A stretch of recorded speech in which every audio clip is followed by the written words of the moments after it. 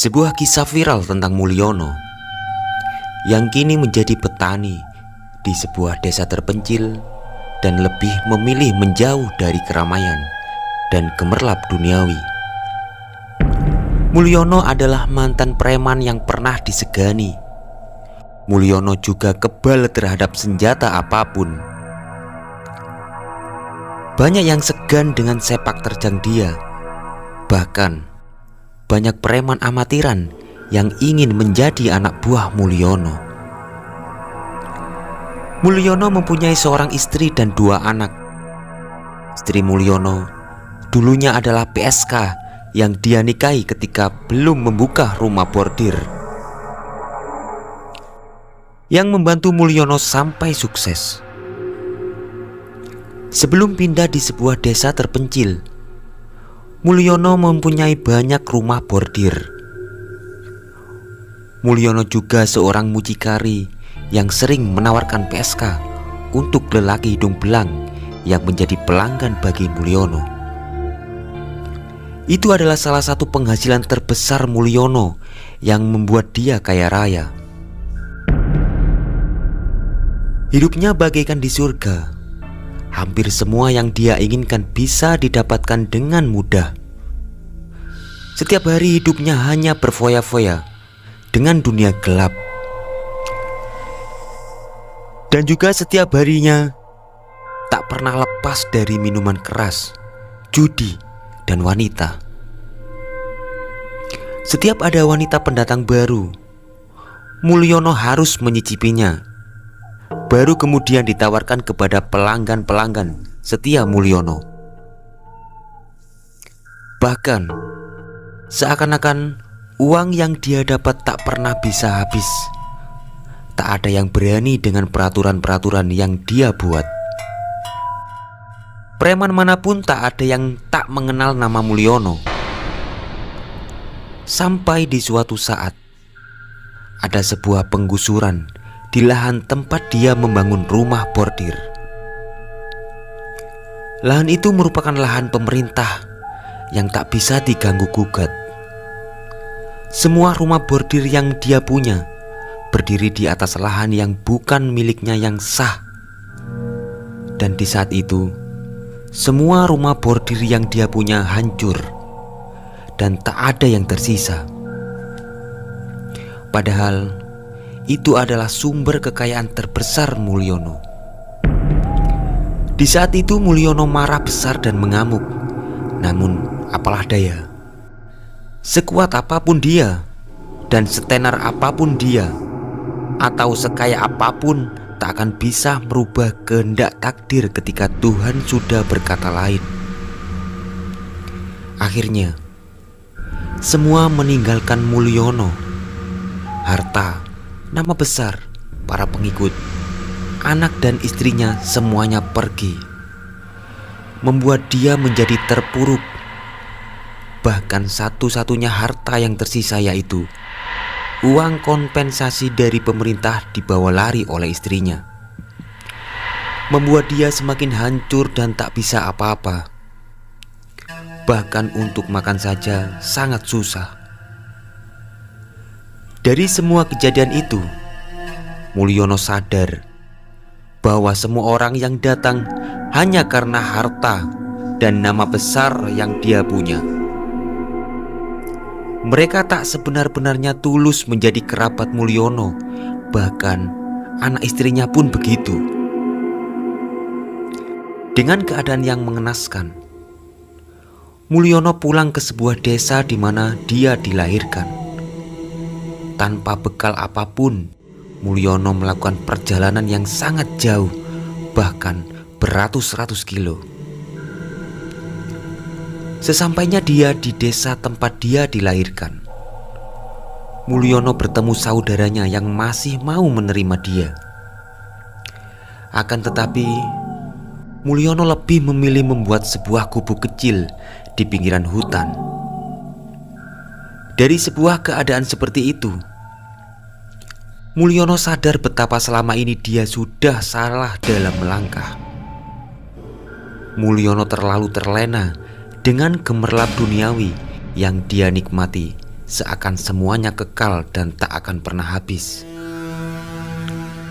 Dengan keputusan yang kini dia perbuat, Mulyono berusaha menebus semua kesalahan-kesalahan dan dosa yang selama ini dia perbuat, dengan cara menjauh dari keramaian untuk menenangkan diri dan melakukan sebuah tirakat.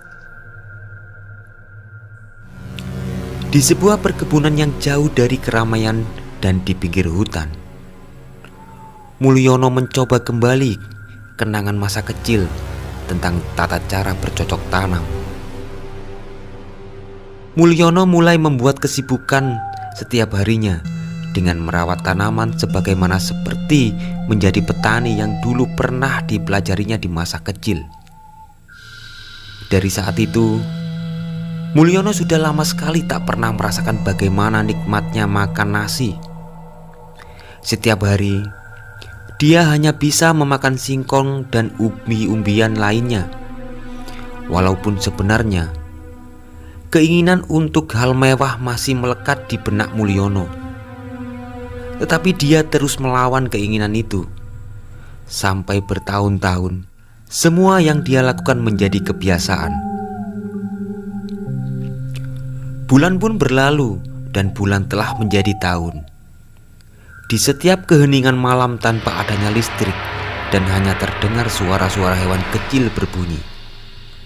Walaupun sudah terbiasa, namun jauh dalam lubuk hati Mulyono terdapat keinginan untuk menemui anak dan istrinya. Hampir setiap malam dia merasakan siksaan batin yang sangat menyakitkan. Dari kesendirian itu yang membuat Mulyono berubah drastis. Mulyono juga sering melakukan ritual-ritual tentang spiritual. Ilmu-ilmu kebal yang waktu itu dia punya mulai dilepaskan, dan Mulyono mulai mengetahui tentang ilmu yang sebelumnya dia belum menemukannya, yaitu ilmu tentang alam, tentang kehidupan, dan tentang kekosongan, yang menjadikannya tak takut dengan makhluk-makhluk gaib penghuni tempat itu. Dikarenakan tempat yang dia huni merupakan tempat yang terkenal dengan angkernya. Dari beberapa kejadian aneh, Mulyono mulai didatangi warga desa yang meminta bantuan tentang hal spiritual. Dengan rasa wujud penebusan kesalahan yang dia perbuat, Mulyono dengan senang hati membantu warga desa yang meminta bantuan kepada dia. Kini hidup Mulyono mulai tak kesepian lagi. Tiap malam ada pemuda-pemuda desa sekitar yang datang untuk minta pencerahan kepada Mulyono. Warga pun mulai nyaman dan senang dengan sesuatu yang diberikan Mulyono. Sampai di suatu ketika, ada seorang wanita datang untuk mencari Mulyono. Beberapa warga mengantarkan wanita itu kepada Mulyono.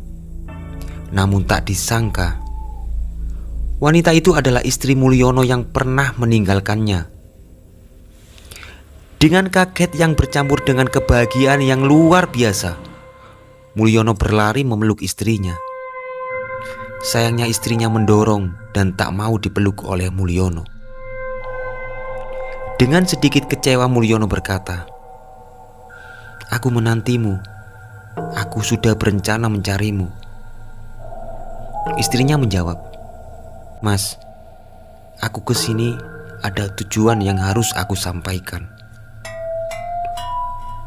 Mulyono pun menjawab, "Dek, sebelum kamu menyampaikan maksud tujuanmu, aku ingin meminta maaf atas perilaku yang dulu aku lakukan padamu. Aku menyesal dan aku sudah berubah." Istrinya pun menjawab, "Mas, aku takut itu hanya omong kosong saja. Aku takut kamu memukuliku. Aku takut bila melihat kamu tidur dengan wanita-wanita lain. Aku tersiksa, Mas. Padahal aku yang menemanimu dari awal sejak kamu belum punya apa-apa." Mulyono menjawab, "Aku minta maaf Aku janji tak akan seperti itu lagi. Oh iya, di mana anak-anak? Istrinya menjawab, anak-anak di rumah, Mas. Dengan eyangnya, ini Mas, aku membawa surat buat kamu. Aku kesini tadi berniat mau izin kalau saya sudah ada yang melamar. Itu surat adalah surat cerai. Mulyono terdiam membisu mendengar perkataan istrinya tentang sebuah perceraian. Semula dia beranggapan kalau kedatangan istrinya adalah awal dari membina rumah tangga dengan lembaran baru, malah berbelok arah. Dengan hati hancur dan seakan usaha memperbaiki diri yang selama ini dia lakukan seperti sia-sia, Mulyono tak kuasa menahan air mata yang selama ini tak pernah dia keluarkan. Hatinya seakan tersayat dan dengan berat hati Mulyono mengizinkan istrinya untuk menikah lagi. Sampai di saat itu Mulyono menghilang entah kemana. Tak ada yang tahu keberadaannya. Sungguh kasihan nasib Mulyono. Dosa-dosa yang selama ini dia lakukan ternyata terbalaskan oleh orang-orang yang dia cintai meninggalkannya.